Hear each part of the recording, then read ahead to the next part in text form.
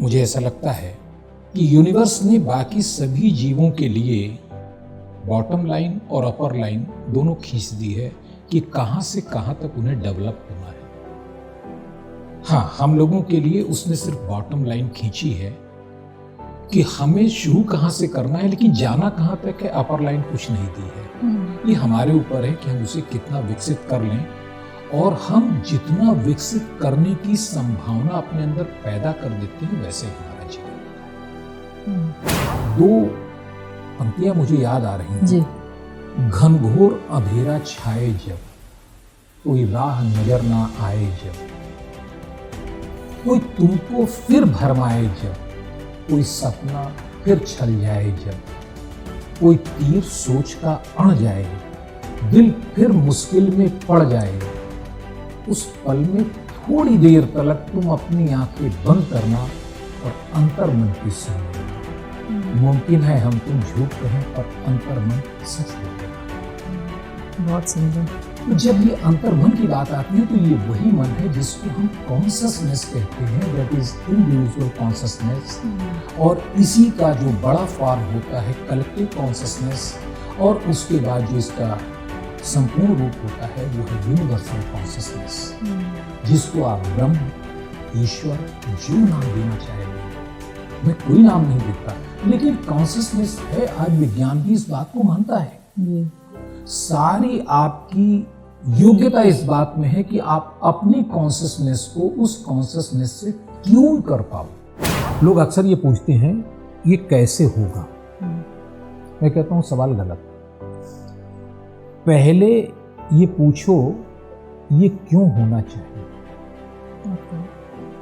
कोई ड्रीम्स आपका है, ठीक है, डजंट मीन कैसा है क्या है उसके बारे में कोई बात नहीं, लेकिन एक सवाल पूछिए आपको ये चाहिए क्यों। अगर इस पैरामीटर को वो ड्रीम पास कर लेता है तब आप पूछिए कि कब चाहिए, अभी या कुछ समय बाद। तीसरा सवाल आता है कैसे चाहिए। हम गलती ये करते हैं कि तीसरे सवाल को पहले ले लेते हैं। हमने ड्रीम देखा और फिर पूछते हैं कैसे मिले। पहले पूछिए क्यों चाहिए। अगर क्यों का जवाब आपको नहीं मिलता है तो यकीन मान लीजिए वो सपना आपका नहीं है, आपके दिमाग में कहीं किसी ने डाला है, चाहे दोस्तों ने, चाहे मित्रों ने, माँ बाप ने, किसी ने डाला हो।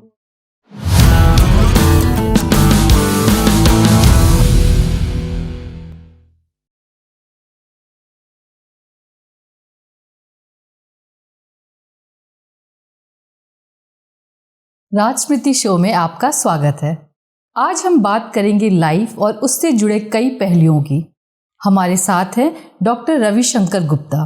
सर, बहुत बहुत स्वागत है आपका हमारे स्टूडियो में। धन्यवाद। You have lived your life in very many ways. आप टीचर भी थे, आप पुलिस ऑफिसर भी थे, आप एक रिटायर्ड IAS ऑफिसर भी है, and now you are inclined towards spirituality, जो शायद पहले भी कहीं ना कहीं होगा। और सांसारिक जीवन जीते हुए चीज़ें कभी बैक सीट लेती है, कभी फ्रंट सीट लेती है। तो लाइफ, अगर हम आपकी जर्नी देखें या बहुत लोगों की जर्नी देखें तो बहुत सारे रोल्स हम प्ले करते हैं। और बहुत बार ऐसा होता है कि जब लाइफ आधी बीत जाती है तब हम शायद समझ पाते कि लाइफ है क्या, या बहुत लोग पूरी लाइफ ख़त्म हो जाती है तो भी नहीं समझ पाते हैं कि लाइफ क्या है या क्या करना चाहिए, कैसे जीना चाहिए। तो आपके दृष्टिकोण से लाइफ क्या है? बहुत अच्छा सवाल है आपका। जीवन क्या है? जीवन क्या है? सब कुछ तो इसी की खोज है। और अगर इसको एक शब्द में कहें, एक वाक्य में कहने की कोशिश करें तो जीवन वैज्ञानिक रूप से तो समय और ऊर्जा का एक कॉम्बिनेशन है। You have a certain time and certain energy, जो पहले खत्म होती है वहीं पर यात्रा समाप्त होती है। लेकिन वास्तव में जीवन जो यूनिवर्स ने दिया है वह एक संभावना है। मैं ये मानता हूं कि मुझे ऐसा लगता है कि यूनिवर्स ने बाकी सभी जीवों के लिए बॉटम लाइन और अपर लाइन दोनों खींच दी है कि कहाँ से कहाँ तक उन्हें डेवलप होना है।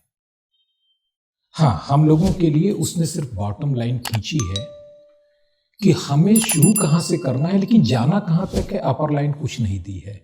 ये हमारे ऊपर है कि हम उसे कितना विकसित कर लें, और हम जितना विकसित करने की संभावना अपने अंदर पैदा कर देते हैं वैसे ही हमारा जीवन होता है। तो इसको अगर हम सिंप्लीफाई करें तो हमारे अंदर एक पॉसिबिलिटी है, और वो ऐसी पॉसिबिलिटी है जिसकी खोज ज़िंदगी, हम जितना उसमें उसको ढूंढेंगे या जितना उस पॉसिबिलिटी को पॉसिबल करते जाएंगे, शायद उसी का नाम ज़िंदगी है। Exactly.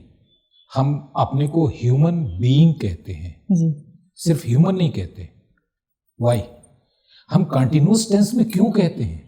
Because it's a development process to be a human. वही जीवन है। आप निरंतर विकास करते हैं। वो विकास कैसा होगा ये आपकी जर्नी पर तय करता है, आपके दृष्टिकोण पर तय करता है, लेकिन विकास होना चाहिए, आपको डेवलप होना चाहिए, और जीवन की यही मायने भी हैं, यही उद्देश्य भी है। लाइफ हर को अलग मिली होती है। हमारा घर, हमारा परिवार, हमारे माता पिता, जिस तरह के परिवेश में हम बड़े होते हैं, जिस तरह के स्कूल कॉलेज जाते हैं, सबकी अलग होती है। या दो लोगों अगर एक स्कूल कॉलेज में पढ़ भी रहे तो भी उनकी जर्नी बहुत अलग होती है। तो ये कभी कभी आप जब परेशान होते हैं तो आपको समझ नहीं आता है, आप अपने आसपास के लोगों से कंपेयर करते हैं कि भाई ये ऐसा है, इसने भी यही पढ़ाई की, इसका भी घर ऐसा है, ये हमारा दोस्त रह चुका है, लेकिन ये हमसे कहीं ज़्यादा सक्सेसफुल है, हम नहीं है। तो ये जो कंपैरिजन होता है, इसमें कितना होना चाहिए, कितना करना चाहिए, आप कैसे अपने आप को मोटिवेट करें, कैसे अपने आप को इंस्पायर करें, आसपास के लोगों को देख के आप उनके जैसा बने, क्या करना चाहिए? देखिए, ये सही बात आपने कही कि हम अपने सारी प्रगति और सारे अचीवमेंट का पैरामीटर बाहर कोई फिक्स मार्कर कर देते हैं। जी, हम उतना हुए कि नहीं, और इससे बड़ी कोई गलती हम कर नहीं सकते अपने जीवन में। थोड़ा सा इसको दूसरे ढंग से समझने की कोशिश करते हैं। जी, साइंटिस्ट ये कहते हैं कि हर ह्यूमन बीइंग के फिंगरप्रिंट्स अलग हैं। पिछले 2 लाख वर्षों में, मतलब 70,000 वर्ष में हम जंगलों से बाहर आए, 70,000 साल पहले, तब से लेकर आज तक किसी के फिंगरप्रिंट मिले नहीं हैं और आगे कभी मिलेंगे भी नहीं। कभी आप सोचिए कि आखिर इस नेचर को, मदर नेचर को इतनी गहरे कोडिंग की जरूरत क्यों पड़ी? Even though twins, real twins हैं, उनके फिंगरप्रिंट्स नहीं होते। ट्रू। बिकॉज यूनिवर्स ने आपको यूनिक बनाया है। उसने जो आपको दिया है वो और किसी को नहीं दिया है। बिल्कुल। अपनी यूनिकनेस को जब हम समझते नहीं हैं, केवल तब कंपैरिजन की बात आती है। आप क्यों करते हैं कंपैरिजन? हो सकता है कि बाहर के रिसोर्सेज आप दो लोगों को एक जैसे मिले हो, लेकिन जो इंटरनल मैकेनिज्म है, आपका जो सॉफ्टवेयर है, वो अलग है। आपके रिस्पॉन्स अलग होंगे। एक ही जैसी सुविधाओं पर आपकी प्रगति, किसी दूसरे की प्रगति कभी भी एक जैसी नहीं हो सकती। और जब इस सच्चाई को हम समझ लेते हैं तो हमारी एक प्रॉब्लम दूर हो जाती है कि हम दूसरों से हमेशा कंपैरिजन करके स्ट्रेस में रहने की आदत छोड़ देते हैं। बिल्कुल। तो ये जिस इंटरनल मैकेनिज्म की आप बात कर रहे हैं, ये सबका डिफरेंट है। कुछ लोग इसको समझ पाते हैं, कुछ लोग इसको नहीं समझ पाते हैं। अगर बाहरी दुनिया की बात करें तो कुछ टूल्स हैं, जैसे योगा, मेडिटेशन, पढ़ना लिखना, बहुत सारी चीज़ें हैं जो बताई जाती है कि आप ऐसा करो तो आप अपने मन को कंट्रोल कर सकते हो, अपनी चीज़ों को समझ सकते हो। तो आपके हिसाब से जो इंसान कंफ्यूज्ड है या जो भी पैरामीटर्स में वो पला बड़ा है, उसको अगर अपने इस इंटरनल मैकेनिज्म को स्ट्रेंथन करना है और अपने आप को जानना है, समझना है, अपने लाइफ के पर्पस को समझना है, तो उसको क्या करना चाहिए? उसको सबसे पहला काम करना चाहिए कि जो उसने सीखा है अब तक, उसे भूल जाना चाहिए। Okay. Just learn how to unlearn. मैं हमेशा इस बात को कहता हूं लोगों से कि हमारी समस्या यह नहीं है कि हमारे आसपास बहुत सी समस्याएं हैं। प्रॉब्लम नहीं है। प्रॉब्लम यह है कि हम अंदर से उलझे हुए हैं। बाहर जो भी चीजें हैं, कभी भी आप देखिए दो व्यक्तियों की एक जैसी प्रतिक्रिया नहीं होती। नहीं होती। True. भीड़ है, जाम लगा है, ट्रैफिक रुका हुआ है, एक आदमी बिल्कुल पैनिक हो जाएगा, एक काम एंड क्वाइट रहेगा। बाहर तो सब कुछ एक जैसा है, लेकिन ये कहीं ना कहीं उसके अंदर चल रहा है। तो सबसे पहली जरूरत ये होती है कि अपने अंदर आप कैसे समझे, और ये सबसे पहला काम है जो जिंदगी में करना चाहिए। खास तौर से जैसे ही आपकी समझ विकसित हो, 10 साल, 12 साल, 15 साल, ये खोज शुरू कर देनी चाहिए। इससे डरने की जरूरत नहीं कि हर व्यक्ति गौतम बुद्ध हो जाएगा जी। नहीं, वास्तव में ये सफल जीवन जीने के लिए एक सबसे बड़ा तरीका है। अगर आपने इसे नहीं समझा है तो आप एक ऐसे सिस्टम को, जो यूनिवर्स का सबसे बेस्ट और कॉम्प्लिकेटेड सिस्टम है, आपकी बॉडी, आपका मन, आपका इमोशन, ये यूनिवर्स ने सबसे हम लोगों को बेहतर दिया है पूरी। अभी अगर हम जब तक ये नहीं जान लेते कि कोई और एलियन लाइफ है या नहीं है, तब तक हम ये कह सकते हैं कि यूनिवर्स में द बेस्ट क्रिएशन ह्यूमन है। ट्रू। पृथ्वी पर तो ही है, यूनिवर्स में है, और इस पूरे के पूरे क्रिएशन का कोई ब्लूप्रिंट, कोई गाइड मैप हमें पता नहीं है।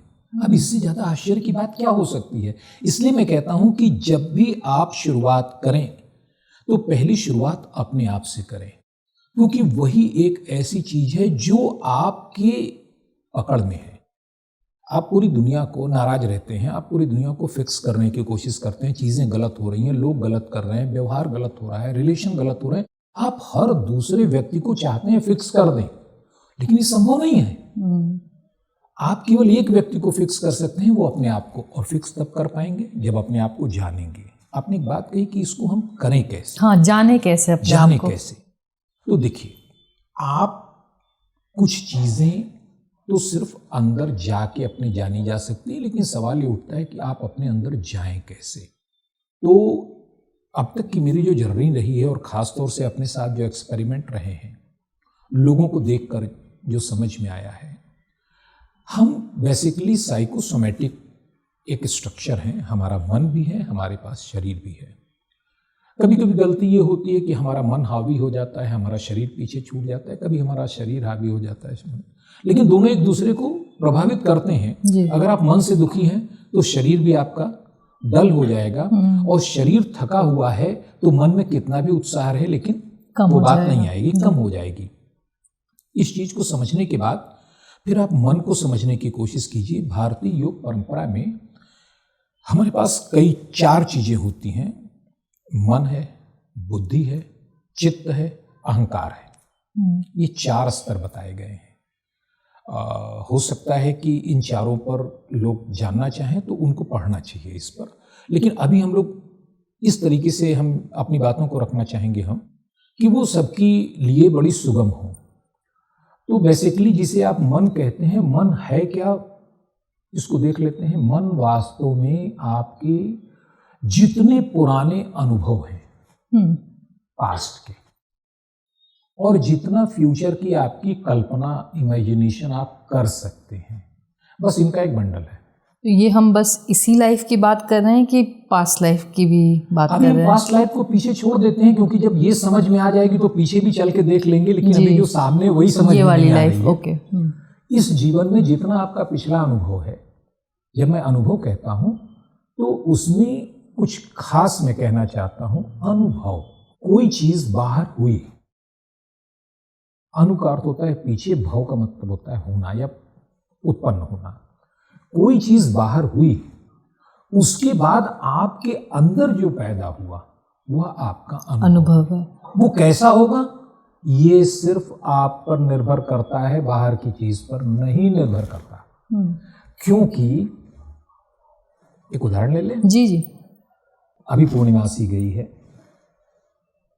एकदम पूरा चांद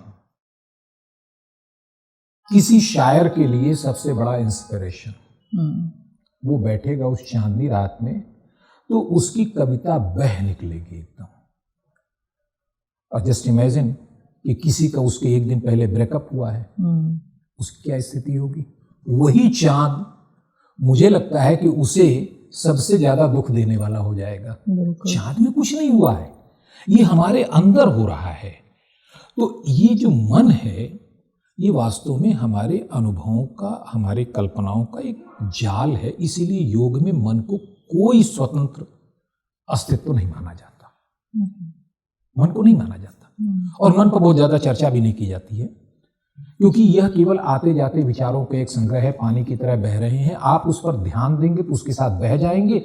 आप चुपचाप बैठे उन्हें देखते रहेंगे तो मन परेशान नहीं करेगा। तो पहले तो मन से मुक्त होना सीखें। लोग अक्सर ये कहते हैं कि भाई मैं मन से कैसे मुक्त हूं। मन ने आपको पकड़ा नहीं है, आप मन को पकड़ लिया। बिल्कुल सही। विचार आते हैं, आप उन विचारों के साथ हो लेते हैं और चले जाते हैं, जबकि आप वास्तव में यहीं पर हैं। अब आपके पास है बुद्धि। यह बुद्धि दो तरह से काम करती है। एक तो आपकी लॉजिकल बुद्धि होती है, जो आप डे टू डे लाइफ में अपने जीवन के बहुत से निर्णय लेने में उसका प्रयोग जरूरी होता है, करते ही हैं। लेकिन इस बुद्धि का एक हिस्सा, जिसे हम सब कॉन्शियस कहते हैं, वह एक ऐसा हिस्सा होता है जो आपके पूरे सिस्टम को कंट्रोल करता है। फर्क इसको जानना है तो ऐसे देखिए कि आपका जो लॉजिकल माइंड है, जिसको हम फ्रंटल लोब कहते हैं, एनालिटिकल माइंड, ये आपकी बॉडी की छोटी एक 5-6 फीट 7 फीट की बॉडी मिली है, लेकिन इसको किसी स्तर को वो कंट्रोल नहीं कर सकता। अपना रेस्पिरेशन देखिए आप, रेस्पिरेशन 1 मिनट में 20 बार, उसके हिसाब से अगर देखिएगा तो हार्ट आपका 80 बार धड़कता है। 1 घंटे में लगभग 4,500 बार, एक दिन में 1.5 लाख बार, महीने में, साल में करोड़ों बार धड़कता है, एक रिदम पर धड़कता है। अगर ये जिम्मेदारी आपके कॉन्शियस दिमाग को दे दी जाए कि भाई ये काम आपको मैनेज करना है, आपको क्या लगता है कर पाएगा? नेवर, नहीं कर पाएगा, नॉट पॉसिबल। कितनी चीजें चलती हैं, आपका रेस्पिरेशन चल रहा है बहुत सही, आपका हार्ट चल रहा है, आपके हार्मोनल सिस्टम काम कर रहे हैं, ब्लड फ्लो काम कर रहा है, एंडोक्राइन ग्लैंड्स काम कर रही है, मसल्स काम कर रही है, और हर चीज परफेक्टली काम कर रही है up to your last breath. जबकि हम एज ए लेमैन सोचते हैं कि सब हमारे दिमाग ने कंट्रोल किया हुआ और दिमाग की वजह से सब चीजें चल रही है। ग्रांटेड, या we take it for granted, it is not granted.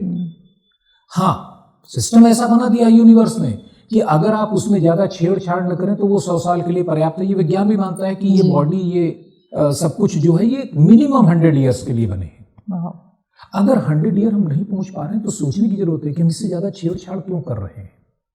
समझ नहीं पा रहे हैं, ये बात समझ में आने वाली है, लेकिन न समझने के बाद हम उसमें इंजीनियरिंग क्यों कर रहे हैं, ये समझ में आने वाली बात नहीं है। तो इस पर काम करने की जरूरत है कि एक बार आप मन को समझिए, फिर अपने बुद्धि को समझिए, तब बात आती है आपकी बॉडी पर। इस पर मेरा अपना, जैसे आपको मालूम है कि चैनल भी है लाइफ सिग्निफाई, उस पर मैंने 3 वीडियो दिए हैं। How to talk to your body, how to talk to your mind, and how to talk to your soul. तो ये जो हम इंटरनल बातें कर रहे हैं, कैसे करेंगे, आपको उनको समझना आना चाहिए। आपकी बॉडी आपसे कुछ कहना चाहती है, लेकिन आपने सीखा नहीं है तो आप समझ नहीं पाते हैं और वहां से प्रॉब्लम शुरू होती है। आपका ब्रेन आपसे कुछ कहना चाहता है, लेकिन आप समझ नहीं पाते हैं। 2 पंक्तियां मुझे याद आ रही हैं जी। घनघोर अंधेरा छाए जब, कोई राह नजर ना आए जब, कोई तुमको फिर भरमाए जब, कोई सपना फिर छल जाए जब, कोई तीर सोच का अड़ जाए, दिल फिर मुश्किल में पड़ जाए, उस पल में थोड़ी देर तलक तुम अपनी आंखें बंद करना और अंतर मन की सुन लेना। मुमकिन है हम तुम झूठ कहें पर अंतर मन सच बोलेगा। बहुत सुंदर। तो जब ये अंतर मन की बात आती है तो ये वही मन है जिसको हम कॉन्शसनेस कहते हैं, दैट इज इंडिविजुअल कॉन्शसनेस। और इसी का जो बड़ा फॉर्म होता है कलेक्टिव कॉन्शसनेस, और उसके बाद जो इसका संपूर्ण रूप होता है वो है यूनिवर्सल कॉन्शसनेस, जिसको आप ब्रह्म, ईश्वर, जो नाम देना चाहे दे दो, मैं कोई नाम नहीं देता, लेकिन कॉन्शसनेस है। आज विज्ञान भी इस बात को मानता है। सारी आपकी योग्यता इस बात में है कि आप अपनी कॉन्शसनेस को उस कॉन्शसनेस से ट्यून कर पाओ। जो आपने कहा कि हम करें क्या, तो दूसरा काम ये करना है कि आपकी जो व्यक्तिगत कॉन्शसनेस है, अभी वो आपके लॉजिकल माइंड के तमाम बकवासों से, दिन रात चलते विचारों से, छोटे टारगेट से जो जिंदगी में बड़े महत्वपूर्ण आपने बना लिए हैं, उनके कारण वो कंफ्यूज्ड रहती है। और हम सुनना भी नहीं चाहते। आई थिंक जो हमारा इनर कॉन्शियस कह रहा है हम सुनना नहीं चाहते हैं। ये ठीक वैसे ही है कि एफएम रेडियो तो यहाँ भी बज रहा है, हमारे पास ट्यूनर नहीं है इसलिए हम सुन नहीं पा रहे। हम उसे ट्यून तो करें कि कोई बात इनर कॉन्शियस के साथ है, उसे ट्यून तो कीजिए। Meditation is the best way. अगर मेडिटेशन करते हैं किसी भी गुरु के या किसी भी अच्छे प्रशिक्षक के साथ हम सीख कर करते हैं तो एक सबसे अच्छा वे है। तब वहाँ आपको अपने अंदर की आवाज़ सुनाई देने लगती है जो आपको सही गाइड करती है। आपको कुछ नहीं करना है, आपको सिर्फ उसको कमांड देनी है कि भाई अब तुम मुझे गाइड करो। आसान है ये। एंड आई थिंक जब आप उस इनर कॉन्शियस को सुनने लगते हैं तो जो आपने बताया कि जो आउटर कॉन्शियसनेस है जिसको हम भगवान करते हैं, आप अपने आप वो सारा कनेक्शन हो जाता है। और कहीं ना कहीं आई थिंक जितने भी जिनको हम सक्सेसफुल मानते हैं या जिनको हम अप्रिशिएट करते हैं उनका ये अलाइनमेंट बहुत सही है। वो इनर कॉन्शियस से लेके जो उनका आउटर कॉन्शियस है या यूनिवर्सल कॉन्शियसनेस जिसको हम कहते हैं, वो सब एक लेवल पे अलाइंड है और शायद इसीलिए वो अपने फील्ड में बेस्ट है। एकदम आपने एकदम सही बात कही है। और जितने भी आप जिन नामों को हम देखते हैं कि वो बड़े नाम हैं जिन्होंने कुछ दुनिया के लिए ऐसा किया है जो माइलस्टोन बना है, जब भी आप उनकी जीवनी पढ़ेंगे वो सभी मानते हैं कि जिन प्रॉब्लम्स को उन्होंने सॉल्व किया है उसके उत्तर उन्होंने नहीं खोजे हैं, ऊपर से आए हैं। एक बड़े आश्चर्य की बात है। केवल सनातन धर्म की बात मैं नहीं करता, दुनिया के जितने धर्म हैं अगर आप कभी देखिएगा तो वो सब यही कहते हैं कि उनके जो भी पैगंबर रहे हो, जो भी उनके प्रथम पुरुष रहे, उनको वो ज्ञान ऊपर से आया। हम वेदों को अपौरुषेय कहते हैं कि वेदों का ज्ञान ऊपर से आया, मीन्स कि कहीं से स्ट्रीमिंग हुई। कुरान नाजिल हुआ, मोहम्मद साहब का कुरान नाजिल हुआ। यीशु मसीह को जो ज्ञान हुआ ईश्वर ने पुत्र के रूप में उनको दिया। तो ये जो ऊपर से आने वाली कल्पना दुनिया के हर सभ्यता में मिलती है। क्यों? किसी भी आप साइंटिस्ट को देख लीजिए, आइंस्टीन को देख लीजिए, बेंजामिन को देख लीजिए, इवन टेस्ला को देख लीजिए, वो सब ये कहते थे कि वो आंखें बंद करते थे, उन्हें समाधान मिलता था। तो ये जो समाधान मिलना है अलाइनमेंट पर होता है। आपने एकदम बिल्कुल ठीक कहा। अगर हम आपकी लाइफ के बारे में बात करें तो आपकी जर्नी कैसी रही, आपका बचपन कैसा था, आप उस वक्त जो सोचते थे और जिस तरह की जर्नी रही और आज आप जहाँ पर हैं और जिस तरह की चीज़ें कर रहे हैं, उसमें कैसे तालमेल हुआ या क्या स्ट्रगल्स थे, क्या चैलेंजेस थे? थोड़ा सा कठिन सवाल है।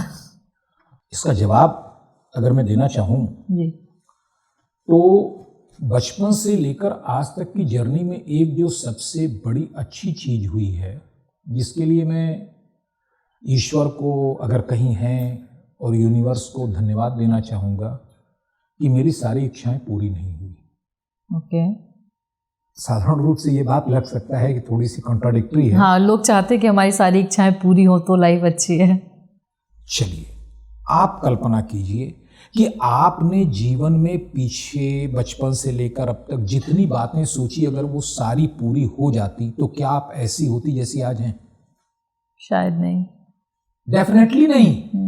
क्योंकि कितनी बार ऐसा होता है कि आप एकदम हताश होकर कहते हैं कि भाई अब तो बहुत हो गया, अब तो उठा लो और उस समय आपकी विश पूरी हो जाए। Very true. तो वास्तव में होता क्या है कि हम जो इच्छा करते हैं उन इच्छाओं का संबंध हमारे कॉन्शसनेस से नहीं होता। 99.99% वो हमारी क्रिया नहीं होती, प्रतिक्रिया होती है। आप ध्यान दीजिएगा, हम जी कैसे रहे, अपने सुबह से शाम तक के जीवन में ऐसी कितनी बातें हैं जो हम क्रिया के रूप में करते हैं, एक्शन के रूप में करते हैं, बहुत थोड़ी सी। 90% रिएक्शन के रूप में करते हैं। किसी ने हमें कुछ अच्छी बातें कही, हमने उसे बहुत मुस्कुरा के जवाब दिया। हमारी मुस्कुराहट क्या है? ये एक्शन थोड़ी है, ये रिएक्शन है। किसी ने कुछ हमारे मन का नहीं किया, हम रोड पर जा रहे हैं, किसी ने अचानक हॉर्न बजा दिया, हमने घूर के देखा, व्हाट इज दिस? रिएक्शन।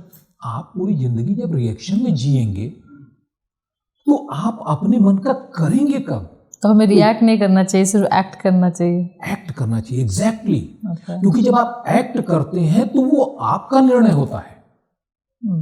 आपके साथ सबसे जो गलत बात हो सकती है वो लगभग सभी के साथ हो रही है कि उनका कंट्रोल दूसरों के हाथ में है। आप कब नाराज होंगे, कब खुश होंगे, कब आप दुखी होंगे, कब आप अप्रिशिएटेड फील होंगे, ये आपके ऊपर निर्भर नहीं है। किसी के दूसरे के हाथ में रिमोट है, वो जब चाहेगा दबाएगा। लेकिन जब आप लोगों के बीच में रहते हैं तो इससे आप कैसे बाहर निकल सकते हैं? कुछ ना कुछ तो हर, आप बोलते हैं ना, man is a social animal, तो आप पूरी सोसाइटी में रह रहे हैं। आप सुबह आपकी एक घंटी बजने से लेके रात में फ़ोन स्विच ऑफ करने तक कुछ ना कुछ तो होता ही है जिस पे आप या तो खुश होते हैं या हंसते हैं या रोते हैं या बुरा लगता है या इंस्पायर होते हैं। तो कैसे उस चक्रव्यूह से बाहर निकले? इसीलिए मैंने कहा कि एक्शन और रिएक्शन में फ़र्क होता है। जब हम रिएक्शन करते हैं तो हमारा जो एंकर ट्रिगर है वो बाहर होता है। ओके। उस पर जो एक नेचुरल रिएक्शन होना चाहिए वो होता है। जब आप एक्शन की बात करते हैं, महात्मा बुद्ध की एक कथा याद आ रही है कि गांव से निकल रहे थे वो, और शायद उस गांव के लोगों को उनकी शिक्षाएं पसंद नहीं थी या उनकी जीवन शैली के अनुरूप नहीं थी। तो वो सुबह सुबह चले आए। उनको पता लगा बुद्ध इधर से जाने वाले हैं। आनंद उनके साथ थे, उनके शिष्य, और उन्होंने रोककर बुद्ध को बहुत अपशब्द कहे, बहुत गालियां दी। बुद्ध बड़ी शांति से सुनते रहे। उसके बाद उन्होंने कहा, कथा हो सकता है कुछ लोगों ने सुनी हो, लेकिन जो बुद्ध ने कहा वह प्रतिक्रिया देखने लायक है। उन्होंने कहा, अगर आपकी बातें समाप्त हो गई हों तो मुझे दूसरे गांव जाना है, वहां लोग मेरा इंतजार कर रहे हैं, प्रतीक्षा कर रहे हैं। तो उनमें कुछ लोगों को आश्चर्य हुआ, कहा हमने आपको इतनी खरी खोटी सुनाई, अपशब्द कहे, और आप कह रहे हैं कि अगर आपकी बातें समाप्त हो गई हों, क्या मतलब है इसका? तो बुद्ध ने बड़ी शांति से जवाब दिया कि भाई, आप मन की बात कहने आए थे, जो शब्द आपके पास थे वही आपने दे दिए। इससे बेहतर शब्द आपके पास थे नहीं, और मैंने उन्हें लिया नहीं, मैंने उन्हें अस्वीकार कर दिया। पिछले गांव में भी लोग मिठाई और फूल लेकर आए थे, मैंने स्वीकार कर दिया क्योंकि भिक्षु हूं, तो वो अपने घर ले गए। अब आप ये सोचो कि इन गालियों को, आप शब्दों को लेकर आप कहाँ जाओगे और किसको दोगे, क्योंकि मैंने नहीं लिया। कहने का मतलब ये कि बाहर जो होना है उस पर आपका कोई बस नहीं है। मैंने पहले ही कहा कि आप वश नहीं है आपका, आप उसमें यह अपेक्षा न करें कि सब आपके हिसाब से फिक्स होगा। लेकिन अगर आप उसे एज ए स्पेक्टेटर आप देखते हो, दृष्टा की तरह देखते हो, तो आप ये भी देख पाओगे कि आप उस पर प्रतिक्रिया क्यों कर रहे हो और कैसे, क्या कर रहे हो प्रतिक्रिया। मान लीजिए कि छोटा बच्चा घर में है, माँ टीवी देख रही है, बच्चा दौड़ता हुआ आया, माँ के गले लगने की कोशिश में उसने मेज पर रखा हुआ फूलदान गिरा दिया। अब इस पर 1000 तरह की प्रतिक्रियाएं हो सकती हैं, जो डिपेंड करेगी माँ की मनस्थिति पर। हाँ, अगर वह अपने विचारों से अलग है, अपनी भावनाओं से थोड़ा सा ऊपर है, तो वो ये देख पाएगी कि बच्चे के मन में केवल माँ के लिए इतना गहरा प्यार था, जिसके कारण वो दौड़कर आया माँ की गोद में, या वो डर गया होगा। तो जब ये आप देख लेंगे कि बच्चे के मन में डर है या प्रेम है, आपको गुस्सा नहीं आएगा। लेकिन अगर इसे आपने नहीं देखा और आप पूरे सीरियल में मग्न हैं, तो आपको तुरंत आएगा कि देखो इतना महंगा गुलदान इसने तोड़ दिया, हो सकता है एक आध चांटा पड़ जाए उसको। ये फर्क होता है क्रिया और प्रतिक्रिया में। तो अगर आपको क्रिया करनी है तो आपको जगना होगा, क्योंकि हम सोए सोए जीवन बिता रहे हैं। ये बातें हम लोग अभी करेंगे आगे कि हम कैसे सोए हुए हैं। हमें जब जगना होगा तो हमें दिखाई देगा कि जो कुछ आसपास हो रहा है वो एक घटना की तरह हो रहा है। जब कृष्ण गीता में कहते हैं कि दृष्टा बनो, साक्षी भाव रखो, दिस इज द साक्षी भाव। जो हो रहा है उसमें हस्तक्षेप मत करो, तुम्हारी जो भूमिका है उसे पूरा करो। उसके लिए मना नहीं है, लेकिन साक्षी भाव से देखो, उसमें इन्वॉल्व मत हो जाओ। इन्वॉल्व हो जाओगे तो आप प्रतिक्रिया करोगे, इन्वॉल्व नहीं होगे तो आप क्रिया करोगे। इंटरेस्टिंग। अगर अर्जुन ने गांडीव को उठाया, अगर भगवत गीता के पहले, भगवत गीता घटित होने के पहले अर्जुन ने गांडीव उठा के तीर चढ़ा दिया होता तो वो उसकी प्रतिक्रिया होती, उसका क्रोध होता, जो दुर्योधन के प्रति, कर्ण के प्रति, शकुनी के प्रति और तमाम लोगों के प्रति था। लेकिन गीता के घटित होने के बाद जब अर्जुन ने गांडीव उठाया तो वो प्रतिक्रिया नहीं थी। ततो युद्धाय युज्यस्व नैव पापम अवाप्नुषि, कि तुम धनुष उठाओ, युद्ध करो, क्योंकि ये तुम्हारा कर्तव्य है। प्रतिक्रिया नहीं है, वो क्रिया है। ये फर्क होता है। तो अर्जुन तो युद्ध करना नहीं चाहते थे, उनका तो परसेप्शन था, चाहते थे। लेकिन अर्जुन ने जो युद्ध किया, ये युद्ध तब भी होता अगर गीता न घटित हुई होती और उनके पक्ष की कोई हानि होती, तब भी उन्हें तीर चलाना पड़ता। लेकिन तब वह जो तीर चलता या जो अस्त्र शस्त्र चलते, वह क्रोध में चलते, एक प्रतिक्रिया के रूप में चलते। बिल्कुल। उसका बाहर प्रभाव एक ही दिखाई देता कि भाई विपक्षी सेना मरी, लेकिन अंदर कुछ अलग होता, मन स्थिति कुछ अलग होती। लेकिन जब गीता सुनने के बाद, साक्षी भाव प्रकट होने के बाद अर्जुन ने धनुष उठाया है, तो वह उसका कर्ता नहीं रहा, वो दृष्टा रहा। और सनातन की बात करें तो ये जो कर्म सिद्धांत है, बड़ा उलझा हुआ सिद्धांत है। वो कहता है बिना कर्म किए रह नहीं सकते, कर्म करोगे तो फल बनेगा। तुम और वो भी कहते हैं कर्म करो लेकिन फल की चिंता मत करो। एग्जैक्टली, इसको समझना बहुत है तो बड़ी सीधी सी बात, लेकिन समझ में इतनी आसानी से नहीं आती कि भाई कर्म करें और परिणाम भी बनेगा और मुक्त भी हो जाएंगे, कैसे संभव है।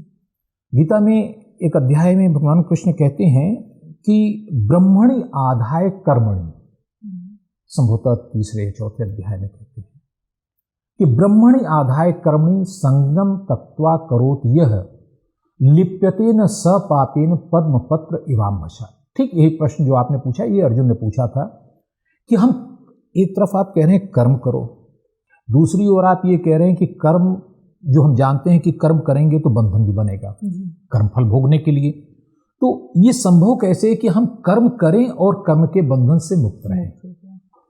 तो बड़ा अच्छा जवाब दिया भगवान कृष्ण ने कि ब्रह्मणि आधाय कर्मणि संगम तत्वा करोति। है संगम माने होता है कि उसमें इन्वॉल्वमेंट, जुड़ना। कर्म करो बिना उसमें जुड़े और उसे इस रूप में करो कि तुम निमित्त हो। ब्रह्म का अर्थ होता है यूनिवर्स, यूनिवर्स के निमित्त हो, तुम्हारे ऊपर कोई उसकी जिम्मेदारी नहीं है। और वहीं फिर अलाइनमेंट की बात आ गई कि अगर आप यूनिवर्स से अलाइन है तो आप यूनिवर्स के निमित्त के रूप में, उसके टूल के रूप में काम करेंगे। सेनाएं लड़ती हैं, सैनिक विपक्षी सैनिकों पर गोली चलाते हैं, मारे भी जाते हैं। क्या उसकी मरने की जिम्मेदारी कभी हम उस सैनिक पर डालते हैं? क्यों? क्योंकि वो टूल की तरह काम कर रहा है, कमांडर कोई और है, निर्णय कोई और लेने वाला है। प्रॉब्लम ये है कि हम अपनी हर बात के लिए हम अपने आप को निर्णयकर्ता मान लेते हैं। बट यहाँ पे ये भी तो हम कहते हैं कि आप इन्वॉल्व हो के करिए चीज़ें। अगर जो कार्य आप कर रहे हैं उसमें आपने अपना 100% नहीं दिया हुआ, आप इन्वॉल्व नहीं हुए, आप उससे जुड़े हुए नहीं हैं, तो आपको उसका रिजल्ट नहीं मिलेगा। तो एक तरफ हम ये कहते हैं कि आपको जुड़े भी रहना चाहिए, एक तरफ ये कहते हैं कि आप अपने आप को बिना जोड़े रखो, अपने आप को अलग करके कर्म करते जाओ। तो वो बहुत लोग कंफ्यूज हो जाते हैं उसमें कि फिर करे क्या। स्पष्ट है, कंफ्यूज होने की जरूरत ही नहीं है। जहां इन्वॉल्व होना है, जिस चीज से इन्वॉल्व होना है, उससे न होकर दूसरे से इन्वॉल्व होते हैं, यही तो प्रॉब्लम है। अगर वो कहते हैं कि आपका जो अधिकार है या इन्वॉल्व होने की बात है, जो अधिकार की बात कहते हैं मां फलेषु कदाचन, कि फल में अधिकार नहीं है। अधिकार का मतलब इन्वॉल्व होना। कर्मण्येव अधिकारस्ते, अधिकार का अर्थ होता है इन्वॉल्व होना। अधिकार, जब हम किसी चीज में अपने को मानते हैं कि नहीं ये हमारा अधिकार है तो हम इन्वॉल्व होते हैं। तो कर्म में अधिकार है, यानी आपको इन्वॉल्व किस में होना है? कर्म में। कर्म में होता है, रिजल्ट में नहीं इन्वॉल्व होना है, रिजल्ट में नहीं होना है। और ये और क्लियर मैं कर दूं, फर्क क्या पड़ता है आज के बच्चों के लिए कि यह बातें ऐसा नहीं है कि यह केवल भगवत गीता में कह दी गई पुरानी बातें हैं, ये जीवन दृष्टि है। और जब तक जीवन है तब तक जीवन की शाश्वत दृष्टि मूल्यवान है और काम करेगी। आपके पास एक मन है, अब योग माने या ना माने, मन तो है, काम करता है, हमारे व्यक्तित्व पर प्रभाव डालता है। एक बुद्धि है और एक गोल है। सपोज दैट आपका एक कोई कैरियर ऑप्शन आपने चुना है, डॉक्टर बनना है, एक गोल है, या आईएएस ऑफिसर बनना है, गोल है, ठीक। आपके पास एक सीमित बुद्धि है, सीमित क्षमता है और उससे आपको पाना है। जब आप शुरू करते हैं तो उसके एक तो हो गया कार्य, एक हो गया परिणाम। परिणाम है आपका सफलता और कार्य हो गया उसकी तैयारी। तैयारी का मतलब कि अपने आप को तैयार करना, सब्जेक्ट को तैयार करना, अपने पूरे चैप्टर्स को पूरा करना, परफॉर्मेंस देना। It's a part of your preparation and the result is your final selection. लेकिन अगर हम देखें तो हमारे मन का कितने प्रतिशत हिस्सा रिजल्ट में इन्वॉल्व रहता है और कितने प्रतिशत हिस्सा हमारे प्रिपरेशन में इन्वॉल्व रहता है? कुछ अंदाजा आप लगाएं। आई थिंक 80% तो हम रिजल्ट के बारे में ही सोचते हैं। 80%, एग्जैक्टली, बहुत सही फिगर आपने बताई। अगर 80% आपका हिस्सा रिजल्ट में इन्वॉल्व है तो वो क्या करेगा? रिजल्ट को बदल नहीं सकता, केवल उसको इमेजिन करेगा। राइट। आप परफॉर्मेंस आप कितने से दे रहे हो? 20% से। तो भाई 20% से दिया गया परफॉर्मेंस 100% रिजल्ट कैसे ला पाएगा? तो जब भगवान कृष्ण ये कहते हैं कि कर्मण्येवाधिकारस्ते मा फलेषु कदाचन माँ कर्मफल हेतुर्भू माते संगो स्वकर्मणि, दोनों बातें कहते हैं। कर्म में 100% दो, फल में 0% दो। क्यों?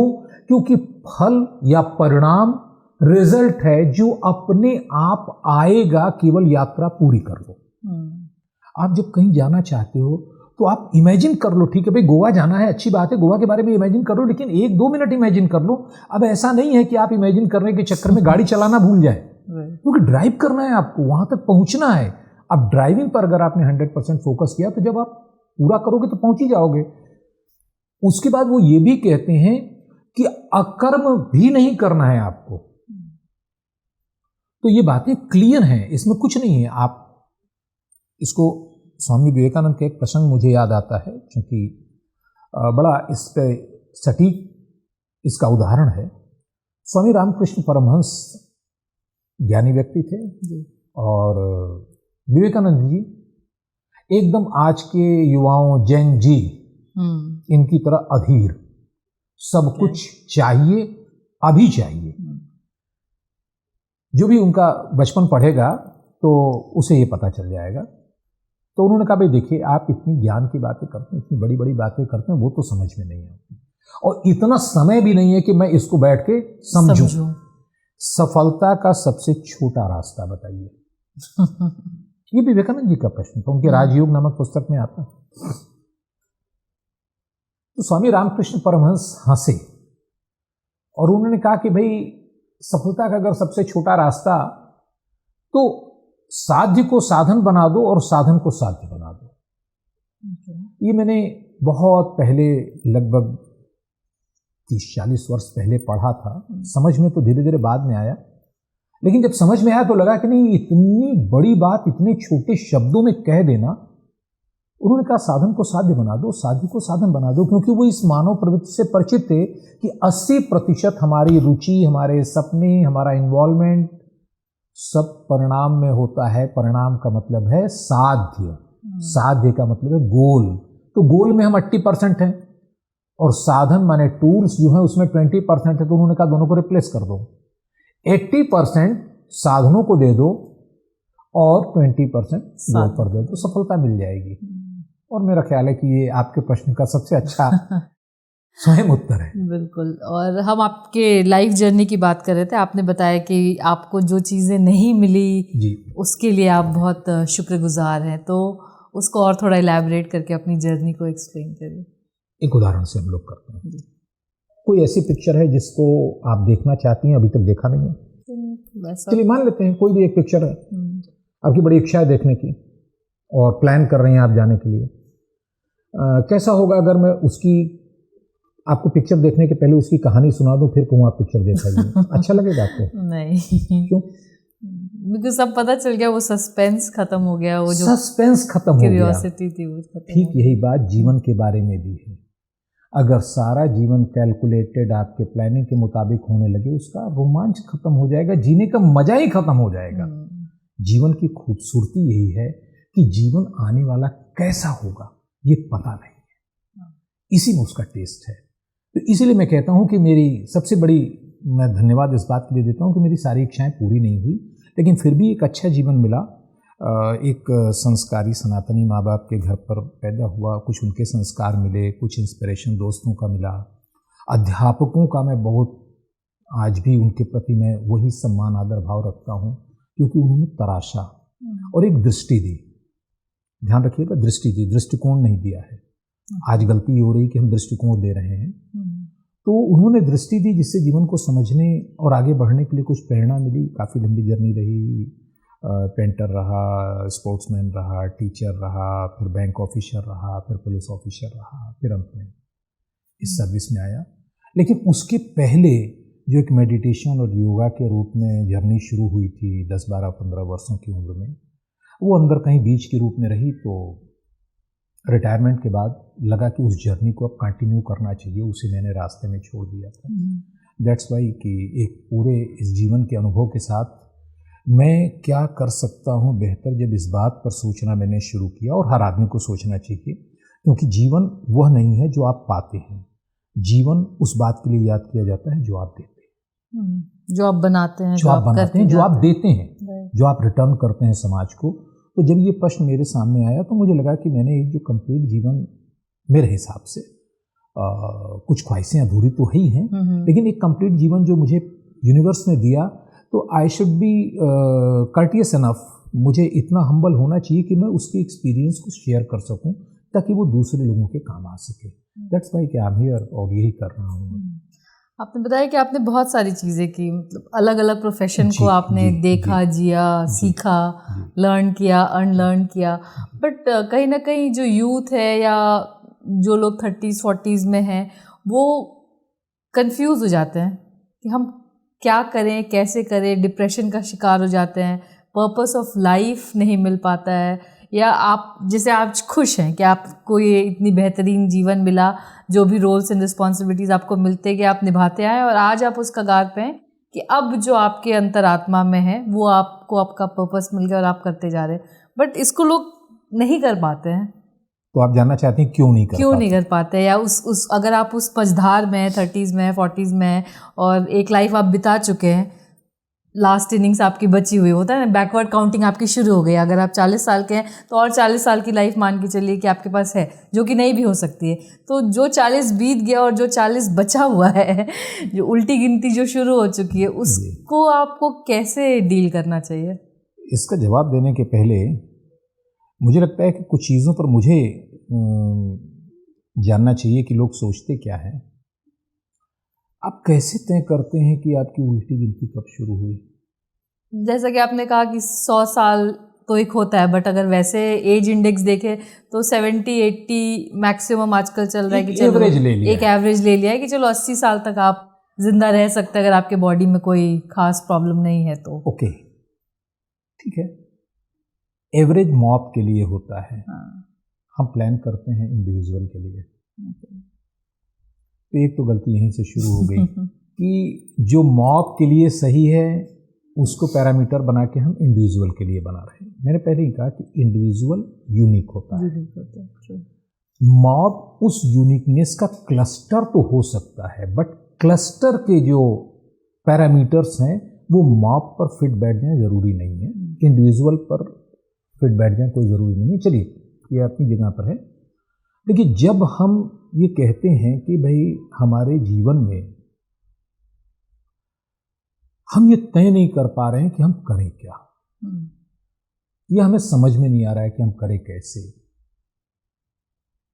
या हमें जो हम कर रहे हैं उसमें मजा नहीं आ रहा है, मजा नहीं आ रहा है, या आप करना कुछ चाहते हैं लेकिन कर कुछ रहे उसमें आपको पैसे नहीं मिल रहे हैं, आपको पैसे कहीं और से मिल रहे हैं लेकिन वो करने में आपको मन नहीं लग रहा है। हाँ, तो सही समस्या ये है कि हम पैसे कहीं और से कमाना चाहते हैं या कमा रहे हैं और खुशी किसी और बात में मिल रही है। जी। तो इसका तो एक सीधा सा बहुत पुराना फंडा है कि या तो जो पसंद करते हो उसे पाने की कोशिश करो, या जो मिल गया है उसे पसंद करो, दोनों के अलावा खुश रहने का कोई तरीका नहीं है। यहाँ मैं फिर अपनी पहली बात से जोड़ना चाहूँगा कि आज का युवा, और सिर्फ आज का नहीं, ये हर समय के युवा के साथ है, हम लोगों के समय 60s 70s के भी युवाओं के साथ यही बात थी, और हमारे जो फोर फादर थे उनके साथ भी यही बात थी। वो कंफ्यूज्ड रहता है, कोई नई बात आप लोगों के साथ या किसी के साथ नहीं हो रही। ये कंफ्यूजन आदमी कैसे दूर करे, कैसे डील करे इससे? एग्जैक्टली, उसी पर मैं आ रहा हूँ। और कंफ्यूजन उसका इसलिए रहता है कि युवावस्था एक ऐसी अवस्था होती है पूरे जीवन में जो सबसे ज्यादा प्रोडक्टिव होती है, क्योंकि आपके जीवन में दो चीजें होती हैं, एक एनर्जी होती है, एक अनुभव होता है। यही दोनों चीजें काम आती हैं, टूल से ही होते हैं। आपके जितना अनुभव है उतना बढ़िया टूल से, जितना एनर्जी उतना बढ़िया कर पाएंगे। बचपन में एनर्जी तो रहती है बट अनुभव नहीं रहता, और बुढ़ापे में अनुभव तो रहता है बट एनर्जी नहीं रहती। सिर्फ एक जो 20 से 40 वर्ष का जो एक 20 का बीच का फ्रेम है, इस फ्रेम में एनर्जी भी है और अनुभव भी है। और ये बहुत दुखद बात है कि आज जो सबसे ज्यादा उलझा हुआ ग्रुप है वो यही है, 20 से 40। सबसे ज्यादा डिप्रेशन, सबसे ज्यादा स्ट्रेस, सुसाइड, सब इसमें आ रहा है। सुसाइड, इसका सबसे बड़ा जो कारण है, आपको अपने सपनों के बारे में पता ही नहीं। आप एक काम करें, आप एक कागज उठाएं और जितनी चीजें, जितने ख्वाहिशें आपके मन में हैं उसे लिख डालें। मुझे यकीन है कि यह आपके लिए बहुत कठिन काम होगा। क्या आपको पता है कि आपको अपने जीवन में क्या चाहिए, एग्जैक्टली क्या चाहिए? बहुत सारी चीज़ें चाहिए। अगर मटेरियलिस्टिक लाइफ के हिसाब से देखें तो जिस भी फील्ड में लगता है अच्छा ये भी कर ले, ये भी कर ले, ये भी कर ले, ये भी होना चाहिए, कोई एंड नहीं है उसका। कोई एंड नहीं है। ये हर आदमी की ही दशा है, कोई नई बात नहीं है। उसे पता ही नहीं कि उसे जीवन में चाहिए क्या। वो मेले में खोए हुए उस बच्चे की तरह है जिसको हर दुकान पर लगा हुआ खिलौना अच्छा लगता है। हाँ, और लगता है होना चाहिए, और लगता है होना चाहिए, लेकिन जैसे ही वो आगे बढ़ता है वो भूल जाता है उसको, फिर अगला वाला अच्छा लगता है जी। ऐसे जिंदगी नहीं चलती है। पहले तो आपको क्लियर होना चाहिए भाई आप कैसे जर्नी करेंगे। आप अगर ऐसा तो नहीं करते हैं ना कि मान लीजिए कि यहाँ पर हम लोग बैठे हुए हैं गोमती नगर में और हमें जाना है कपूरथला, तो ऐसा तो नहीं है कि हम गाड़ी निकालेंगे किसी भी तरफ चल देंगे। हमारे पास कम से कम एक दिमाग में विजन रहेगा कि मुझे फला जगह जाना है। अगर हमें यही नहीं पता है कि हमें जाना कहाँ है तो हमारी ड्राइविंग बेकार है।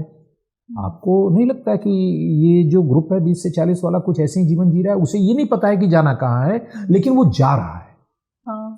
रुक नहीं सकते क्योंकि जीवन नहीं रुकेगा, समय चलता रहता है। आप चले या न चले समय बह जाएगा, ये समय की रेत है, हाथों से फिसल जाएगी। तो सवाल ये है कि आप चलने के पहले कम से कम ये तय तो कर लो कि आपको जाना कहाँ है। और इसका सीधा तरीका है कि पहले अपने जितने भी आपके सपने हैं, जितने भी आपके ड्रीम्स हैं, उनको लिख डालिए। सबसे आसान काम है, एक रात बैठिए और लिख डालिए। और लिखने के बाद, चूंकि मैं ये NLP के माध्यम से बता रहा हूँ, मैं NLP कोच भी हूँ, NLP प्रैक्टिशनर भी हूँ, तो हम लोग मेटा मॉडल और मिल्टन मॉडल दोनों में ये करते हैं कि आपके जो अपने सपने हैं उनको लिखने के बाद आप उसके आगे 2 कॉलम बना लीजिए। एक कॉलम में बना लीजिए ऐसे कौन से हैं जिनको आपने कॉपी किया है, कॉपी पेस्ट किया है, किसी और को देख के आप बनना चाह रहे हैं। ओके। और ऐसे कितने हैं जो आपके ओरिजिनल हैं। तो आप देखेंगे अबाउट 60-70% तो आपके सब कॉपी हैं। काट दीजिए उनको, कोई मतलब नहीं है। दूसरे की ज़िंदगी जीने, दूसरे की रेस दौड़ने का कोई मतलब नहीं है। आप बने ही अपने जीवन के लिए हैं, बात भी अपने जीवन की कर रहे हैं। तो अब जो बचे 30%, 40%, 50% आपके बचे होंगे, उनके आगे एक कॉलम और बना लीजिए और उस कॉलम में लिखिए कि इनमें से कितने ऐसे हैं कि आज से 10 साल बाद, जहाँ भी आप खड़े हैं वहाँ से 10 साल बाद आगे जाने के बाद जब मैं लौट के देखूंगा तो मुझे अपने इस निर्णय पर गर्व होगा, शर्म नहीं आएगी। सिंपल तरीका है। जितने सपने हैं उन सपनों के आगे लिखते जाइए। अगर आपको ये आता है, कलम रुकती है कि नहीं, इस सपने पर 10 साल बाद, इसको करने पर 10 साल बाद मुझे गर्व नहीं होगा, काट दीजिए। बहुत थोड़े से सपने बचेंगे। वही आपके रियल ड्रीम्स हैं। तो पहले अपने ड्रीम्स को रिकॉग्नाइज कर लीजिए। ड्रीम को रिकॉग्नाइज करने के बाद 2 सवाल पूछिए, 2 क्या 3 सवाल पूछिए। लोग अक्सर ये पूछते हैं ये कैसे होगा। मैं कहता हूं सवाल गलत। पहले ये पूछो ये क्यों होना चाहिए। कोई ड्रीम्स आपका है, ठीक है, डजंट मीन पैसा है क्या है उसके बारे में कोई बात नहीं, लेकिन एक सवाल पूछिए आपको ये चाहिए क्यों। अगर इस पैरामीटर को वो ड्रीम पास कर लेता है तब आप पूछिए कि कब चाहिए, अभी या कुछ समय बाद। तीसरा सवाल आता है कैसे चाहिए। हम गलती ये करते हैं कि तीसरे सवाल को पहले ले लेते हैं। हमने ड्रीम देखा और फिर पूछते हैं कैसे मिलेगा। नहीं, पहले पूछिए क्यों चाहिए। अगर क्यों का जवाब आपको नहीं मिलता है तो यकीन मान लीजिए वो सपना आपका नहीं है, आपके दिमाग में कहीं किसी ने डाला है, चाहे दोस्तों ने, चाहे मित्रों ने, माँ बाप ने, किसी ने डाला हो। वो होता है ना कि मुझे IAS ऑफिसर बनना है, अगर उसका जवाब है कि क्यों, क्योंकि मेरे पेरेंट्स चाहते हैं, तो इट मीन ये आपका सपना नहीं है। और जो आपका सपना नहीं है, क्या आपको लगता है कि आपका पूरा मन, पूरा शरीर, पूरी बुद्धि उसमें समर्पित होगी? नहीं हो पाएगी। और अगर समर्पित नहीं हुई तो फिर सफलता की तो बात ही वहीं पर संदिग्ध हो जाती है। तो जब आप सपनों को अपने देख लें, समझ लें और उनको डिफाइन कर लें, तब बात आती है उनको प्लान करने की। और प्लान करने का जो तरीका मैंने सबसे अच्छा पाया है वो तरीका ये होता है कि आप उसे 2 तरह के गोल्स में, मैंने जो पूछा कब, वो इसी से संबंधित है। कब का मतलब है कि आपके 3 तरह के गोल होते हैं, long term, mid term, short term. उसमें डिफाइन कर लीजिए। जितने बचे सपने उनको डिफाइन कर लीजिए। लॉन्ग टर्म कौन है, मिड टर्म कौन है, शॉर्ट टर्म कौन है। लॉन्ग टर्म हो सकता है कि आपके जीवन का कोई एक अचीवमेंट हो गई, ठीक है भाई मुझे अपना एक घर लेना है, but that is not short term, it's long term. 10 साल बाद चाहिए, 15 साल बाद चाहिए। मिड टर्म ये है कि मुझे अपने कैरियर में प्रमोशन भी चाहिए, मुझे एक हाइक चाहिए। और शॉर्ट टर्म ये हो सकता है कि इमीडिएट नौकरी चाहिए। तीनों चीजें हो गई। अब प्लान करना शुरू कीजिए। कैसे प्लान करेंगे? सबसे पहले कौन सा उठाएंगे, शॉर्ट टर्म। फिर गलती। अगर आप जीवन के जो सबसे कठिन प्रश्न हैं उनको सबसे पहले हल करने की शुरुआत कर दें तो आप देखेंगे आसान वाले अपने आप हल हो गए। तो हमें लॉन्ग टर्म गोल पे सबसे पहले अपने लॉन्ग टर्म गोल को विजन बोर्ड पर लिखिए। Make a vision board. मैं भी रखता था विजन बोर्ड और मैंने अनुभव किया है कि दुनिया में जितने सफल व्यक्ति हुए हैं सबका विजन बोर्ड होता है, भले ही वो उनकी डायरी में हो या उनके दिमाग में हो। अगर विजन नहीं है आपका तो आप कभी भी स्टेबल नहीं रह पाएंगे। हर दूसरे दिन आपकी पसंद बदलती रहेगी, लक्ष्य बदलते रहेंगे और आप बच्चे की तरह भटकते रहेंगे। विजन बोर्ड बनाइए। लॉन्ग टर्म गोल को पहले प्लान कीजिए कि उसे, अब वही तीनों सवाल, क्यों पाना है, कब पाना है, कैसे पाना है। कैसे में आप उसकी टाइमलाइन बना लीजिए। सारे टूल्स, सबसे पहला टूल्स आप खुद होते हैं। आपका तैयारी कितनी है, आप कितना उसके लिए अपने आप को आपने प्रिपेयर किया है, उसके लिए जो जरूरी क्षमता चाहिए वो आपने डेवलप की है कि नहीं, ये सारी चीज़ें उस पर आती हैं। आप तैयार कीजिए उसको।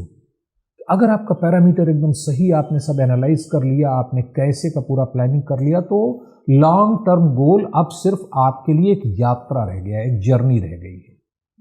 और यकीन मानिए कि जब यह लॉन्ग टर्म गोल की जर्नी शुरू होगी तो ये शॉर्ट टर्म और मिड टर्म अपने आप मिलते चले जाएंगे। इंटरेस्टिंग। अगर हम एक ऐसा सिनेरियो इमेजिन करें जिसमें आप ये अपने आप से चर्चा कर रहे हैं कि ड्रीम्स क्या है, विजन क्या है, मिशन क्या है, अगर आप उस स्टेज ऑफ लाइफ में जहाँ आपको कुछ भी नहीं अच्छा लगता है, आपके कोई ड्रीम्स नहीं रह गए हैं, या आपको ये रियलाइजेशन हो गया कि अगर अचीव हो भी जाएगा तो क्या, जाना तो सब चीज़ इस दुनिया में यहीं छोड़ के जाना है। अगर ये आप अगर राइटर हैं, आपको एक बेस्ट राइटर अवार्ड मिल गया, जो भी टॉप मोस्ट है, उसके बाद क्या?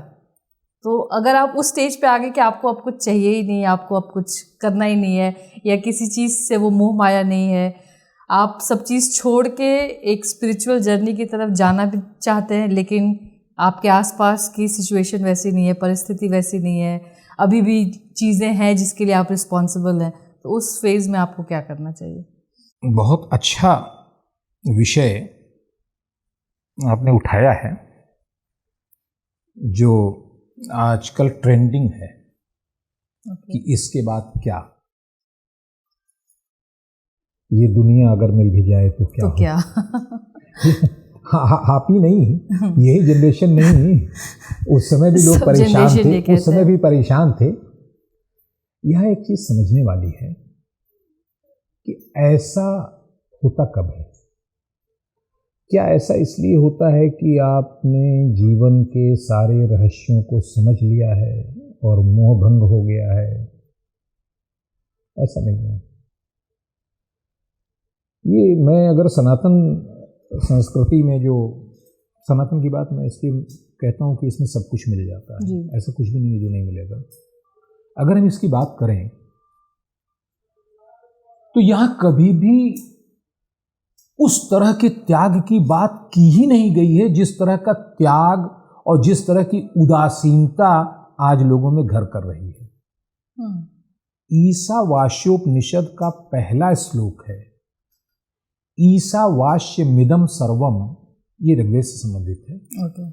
ईशावास्यमिदं सर्वम यत् किंच जगत्याम जगत, जो भी जग में है, जो भी इस ब्रह्मांड में, सब ईश्वर से जुड़ा हुआ है। और अगली लाइन में कहते हैं तेन तक्तेन भुंजी था, त्याग पूर्वक उसका उपभोग करो। छोड़ के जाने की तो बात ही नहीं होती है, संस्कृति ही नहीं है। तेन तक्तेन भुंजी था मां गृध कस्व सिद्धनम, दूसरे की लेने की इच्छा मत करो, तुम उसका अपना उपभोग करो, त्याग पूर्वक करो। वह त्याग वही है कि आप सब कुछ कीजिए लेकिन लिप्त मत होइए, जिसको भगवान कृष्ण गीता में कहते हैं कि बिना लिप्त हुए। अब ठीक है, हमें अब किसी बात में मन नहीं लगता, किसी बात में रुचि नहीं होती, ये कैसे लगता है कि ये आध्यात्मिक ज्ञान है? ये ऊब है, ये निराशा है। क्योंकि जिन्होंने वास्तव में अपने को जान लिया और यूनिवर्स को जान लिया, ईश्वर को जान लिया, अगर आप नाम ईश्वर का देना चाहे तो, वो ऊबते नहीं है। उन्हें तो हर चीज में बड़ी मजा आने लगता है, दिखने लगता है, हर तरफ वही दिखने लगता है, जित देखूं तित राम है। तो न तो कबीर ने छोड़ा जीवन, तुलसी ने नहीं छोड़ा, मीरा ने नहीं छोड़ा। जिन्होंने वाकई जाना उन्होंने कहाँ छोड़ा। और जो स्वयं वही थे जिनको हम मानते हैं राम थे, कृष्ण थे, भगवान राम, भगवान कृष्ण, क्या इन्होंने जीवन छोड़ा था? नहीं छोड़ा था। तो ये मेरे अपने दृष्टिकोण में तो ये पूरा सिस्टम ही, ये सोचने का तरीका ही गलत है कि अगर आप आध्यात्मिक हो गए तो आप छोड़ दीजिए, या आप ऊब गए तो आप छोड़ दीजिए। अब सवाल है करें क्या? अपने मन का इलाज तुरंत। क्योंकि ये गलत फहमी मत पालिए कि अगर आपका मन किसी चीज में नहीं लगता, सब लगता है कि अब मिल भी जाए तो क्या है, तो ये ज्ञान नहीं है, यह मन की निराशा है, और निराशा का इलाज होना चाहिए। आपसे तो घंटों हम बातें कर सकते हैं, अगर कोई भी टॉपिक उठाए तो उसमें बहुत सारी चीज़ें है जिस पे डिस्कशन हो सकता है। जी। सो अब जो आपकी लाइफ है, जी। आपने मेडिटेशन को चुन लिया, आपने आध्यात्मिक ज्ञान को चुन लिया, और जैसा आपने एक्सप्लेन किया कि अब आप उसमें हैं और उसको एंजॉय कर रहे हैं, तो आपकी लाइफ का क्या अब पर्पस है या क्या ऐसी लेगेसी है जो आप छोड़ के जाना चाहते हैं? देखिए, दोनों दो चीज़ें हैं, पर्पस और लेगेसी, दोनों दो सवाल हैं, दोनों को अलग कर लेते जी। हैं। पर्पस की जहाँ तक बात है तो जीवन अपने आप में लक्ष्य है। ओके।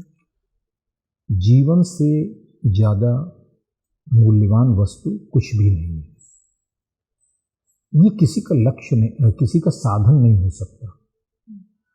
अगर आप कहते हैं कि मेरे जीवन का ये लक्ष्य है, तो इसके माने लक्ष्य कहीं बाहर आपने बना रखा है और जीवन को उसके लिए टूल की तरह इस्तेमाल कर रहे हैं, जो आज हो रहा है। लगभग हर व्यक्ति यही कर रहा है।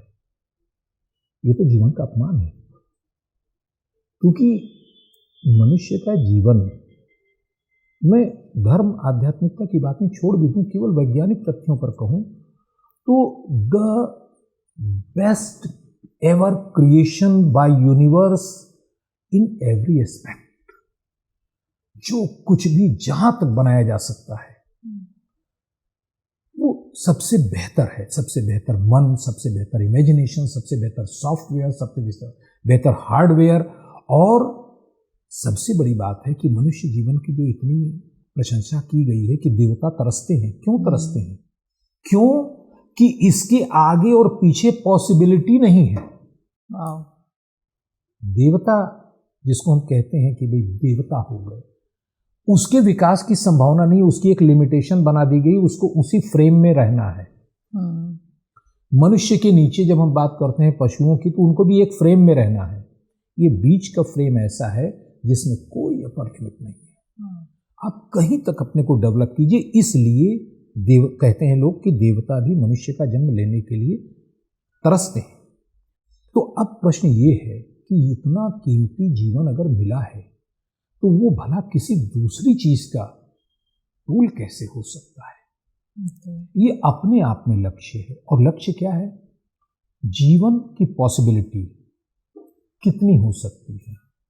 जितना आप सोच सकते हैं उससे ज्यादा। आप क्या सोचेंगे? जो आपका अनुभव है, उससे ऊपर तो कुछ सोच नहीं सकते। और अनुभव क्या है? हमने 5 से 8% अब तक यूज किया है। ब्रेन कैपेसिटी, इमेजिनेशन कैपेसिटी हमने 5 से 8% यूज की है। साइंस भी ये कहता है।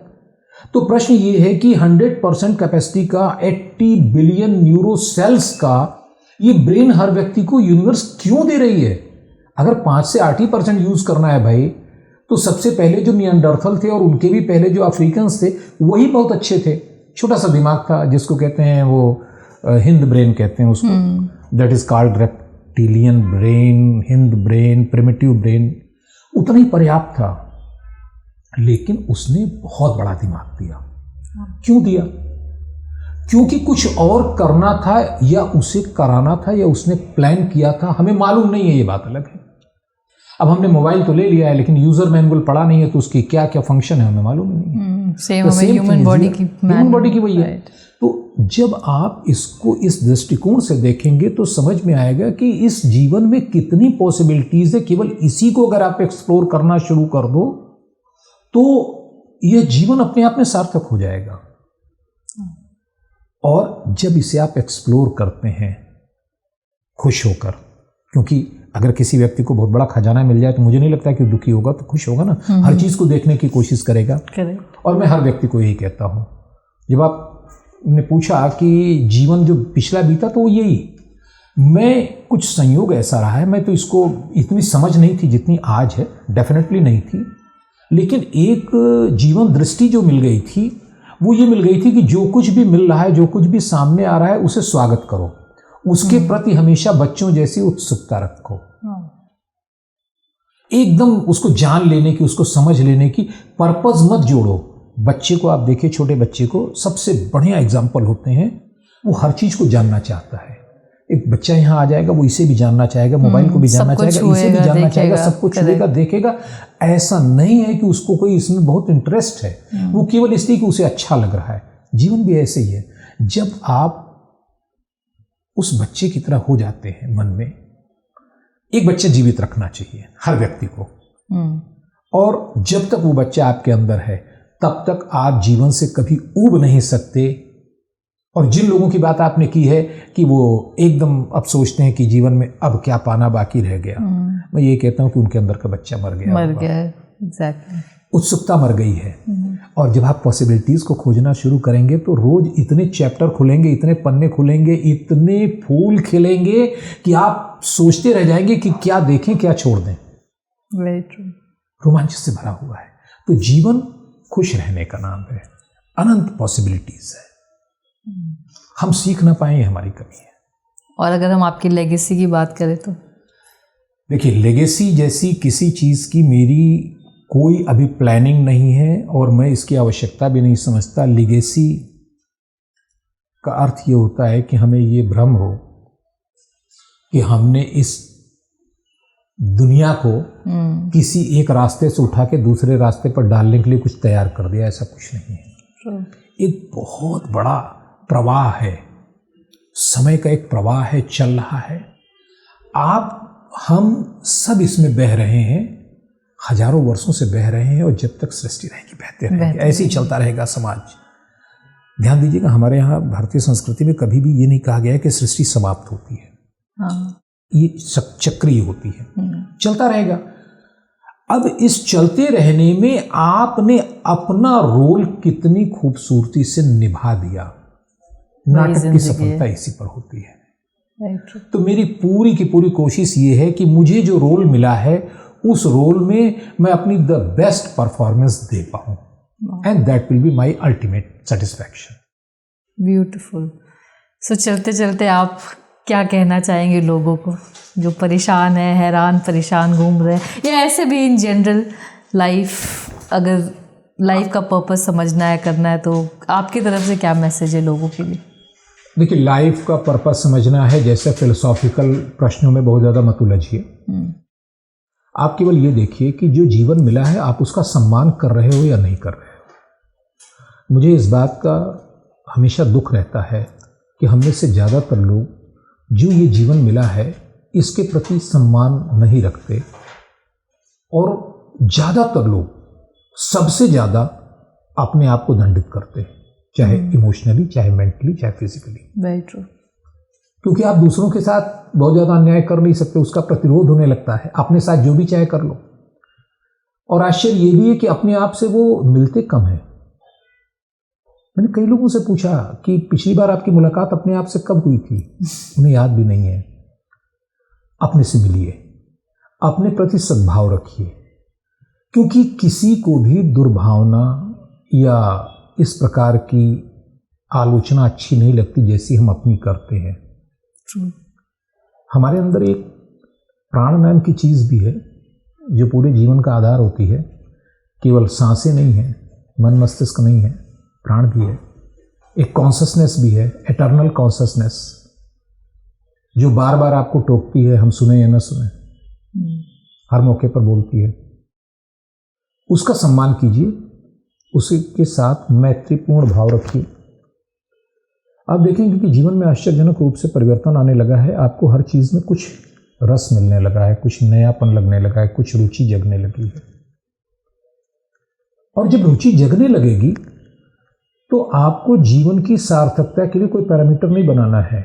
केवल ये देखना है कि आपको जिन क्षमताओं के साथ भेजा गया है, यूनिक क्षमताओं के साथ, उसका सर्वोत्तम डेवलपमेंट आपने किया। वही सबसे बड़ी देन है इस पूरी मानव जाति के लिए भी, दुनिया के लिए भी। कोई बहुत बड़ा काम करने के चक्कर में पड़ने की ज़रूरत नहीं है। हजारों खिज़्र पैदा कर चुकी है नस्ल आदम की, यह सब तस्लीम, लेकिन आदमी फिर भी भटकता है। Very true. तो ऐसा कुछ भी करने की आवश्यकता नहीं है। एक सामान्य व्यक्ति के रूप में सबसे बड़ा योगदान यही होगा कि आप अपने जीवन को खुशियों के साथ, पूरे संभावनाओं के साथ, और जितना आप अपने को विकसित कर सकते हैं उस सब के साथ आप जी लें। जीवन के प्रति आपका सबसे बड़ा यही सम्मान हो गया। और मैं सबसे ये आग्रह करूंगा कि ऐसा करने के लिए टूल्स सब अवेलेबल हैं, कहीं कुछ भी नहीं है कि कोई ऐसी चीज़ जो नहीं जानकारी है। आप मेंटोर की इसमें आप ले सकते हैं मदद। वो आपके गुरु भी हो सकते हैं, आप अपने विषय के जानकार भी हो सकते हैं, उससे मदद लीजिए, लेकिन अपने को जानिए, वहीं से यात्रा शुरू कीजिए।